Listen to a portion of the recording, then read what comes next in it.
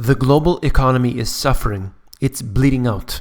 Even as the stock market in the US is booming, there's no denying this fact. When central bankers, in all their wisdom, implement policies of expansion, there can be no turning back. Assets may rise in an uncontrollable fashion.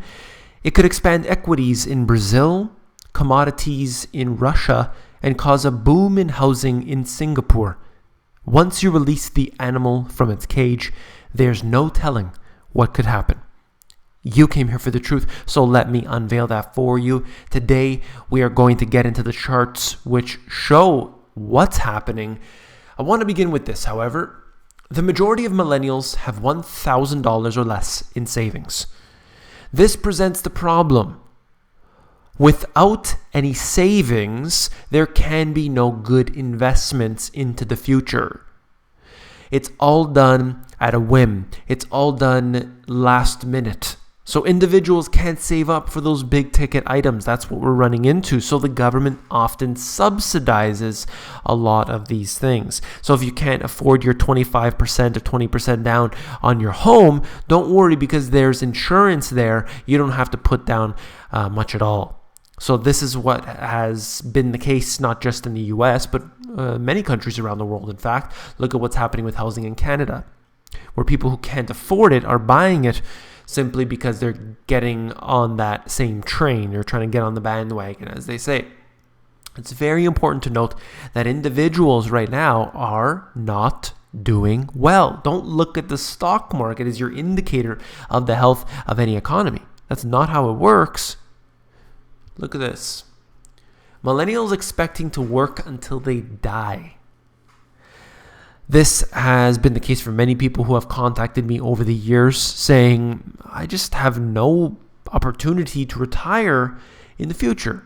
And that right there really hurts me, because people are struggling at this time. They're showing here that Japanese people, over a third of them, are going to work until they die, or so they expect to. China, 18%, and it goes down. Canada, there we go.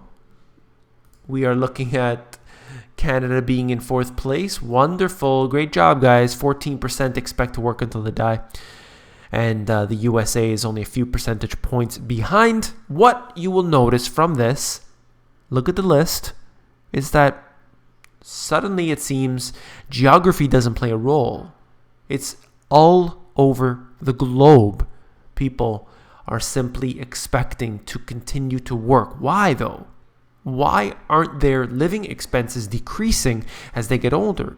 It's because things become more expensive. The things they need, the healthcare costs, the anything it could be. Food prices are rising, energy prices are rising, and you can give individuals like tax rebates, you can give them tax breaks and everything else. It just ultimately doesn't do much, doesn't do enough. Things need to become more adaptable as the people are getting older. They should be able to reduce their expenses and not have to worry. They should have been able to save up a lot of money throughout the years of work, but they're not. I just got into the video, I believe it was the last video I did, where in Toronto, for example, 64% of an individual's income is going to purchase or the maintenance of their home, the mortgages and the interest and everything else.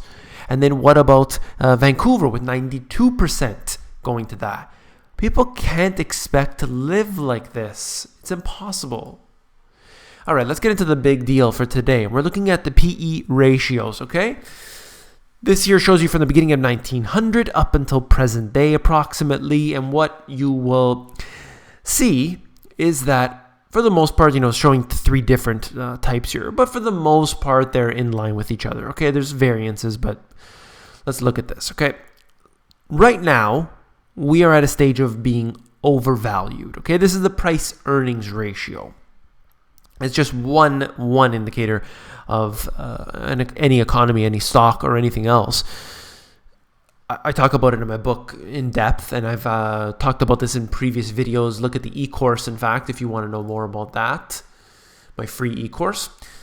This here is two different charts. At the top, you will see the S&P 500, And I just want to note it's from approximately 1960, 1965. It should start here, this chart, and goes up from there. And pretty much what you'll see is a straight line upward, okay? There's no denying that. And what I would also like to note is that in previous years, even when you would have big crashes, it seemed to be like a more generally slow pace. But in more recent years, you really see these lines coming down very exaggerated and then continuing upward very exaggerated, okay?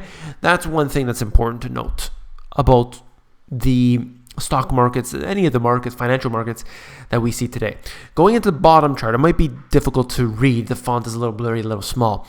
This right here, this line shows you overvalued. If it goes over that line, it's overvalued. And today we are in overvaluation. Shouldn't surprise anybody. And then we also saw that overvalued here leading up to 2000 and then extremely overvalued here with the dot-com boom. This is where we are headed. If things continue the way they are, the price-earnings ratio, the PE ratio, is going to skyrocket yet again. And this doesn't scare anybody, though. Not at all. Doesn't scare a single person in the financial markets. They say, look, as long as everything's going well, why do you have to freak people out? Why do you have to fearmonger? Well, you tell me. This is one indicator. It's showing overvaluation. Let's move on, okay? This is the Buffett indicator, as they call it, corporate equities to GDP, okay? Just one other indicator based on this, okay? What we're looking at here is, I believe it says 118.7%. All right. Now, previous to this, dot-com boom, 151%. Historically, though, you could see that it was much lower. This goes back to 1950s. Even during the financial crisis, we weren't even high as we are today based on this indicator. This shows you how overvalued, how bad things are right now, and it's being covered up simply by all of that quantitative easing that made its way into the system, by all those easy money policies all around the world. You know, there's talk that they've increased interest rates and things like this. Look, on average, it's at like 0.5% in many countries. That is basically zero.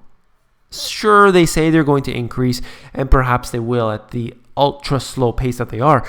But it doesn't matter because it's still historically so low at this time.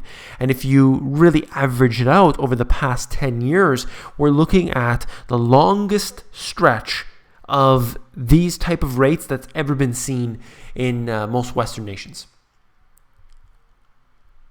Then you look at this real disposable income per capita year-over-year change. You can see it declining over the past couple of years.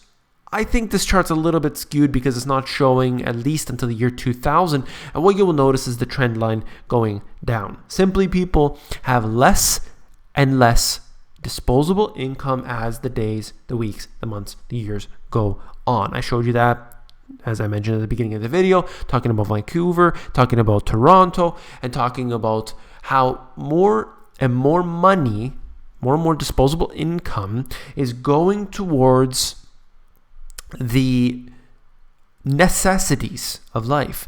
You need your house, you need your food, you need your electricity. And more of your money has to go towards that. People are really feeling it now.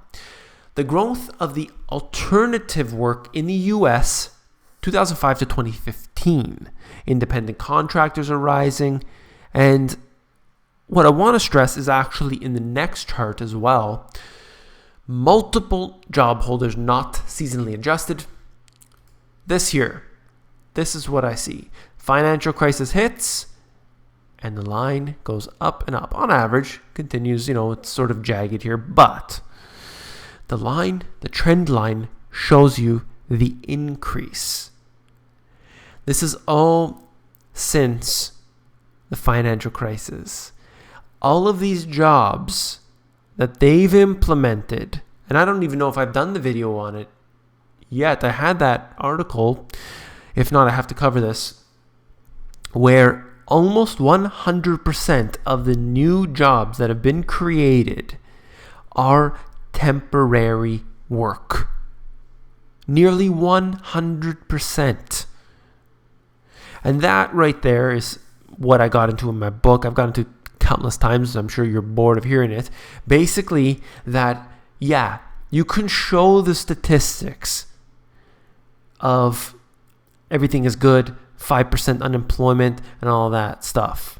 But when you realize that people are taking temporary work at the same time, you have people holding multiple jobs. That skews the numbers. Some people have no job while others have 3 jobs. So, and of course, they need those 3 jobs just to make up for that one job they probably used to have. Things are messed up right now. The government statistics are skewed. We need to look at those ones. It doesn't mean that all government statistics are useless. No, we need to look at 1,000 different indicators, piece them all together, and create our own puzzle piece. You put them all together and create your own. That's the way that I see this happening. You can't just say, well, all those government stats are garbage. Not really. You need to look at this on the whole big picture, piece it all together for yourself. Last but not least, it's an article that really pissed me off, but it's true. I've seen this before. I've seen it in Nicaragua. I've seen it in India. This happens to be Venezuela. Venezuelan women in response to the country's economic crisis get sterilized. All right.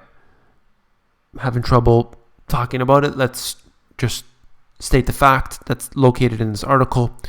Further down, if you're so inclined to read it, basically what they said was they even have days, state-sponsored days, where women could come in and get sterilized voluntarily. And it shows you the ultimate plan of the globalists. And you know what I'm talking about. If you found this video informative, please give me a thumbs up. And if you're interested in the book, it's at Amazon. You could flip through it for yourself. Take care.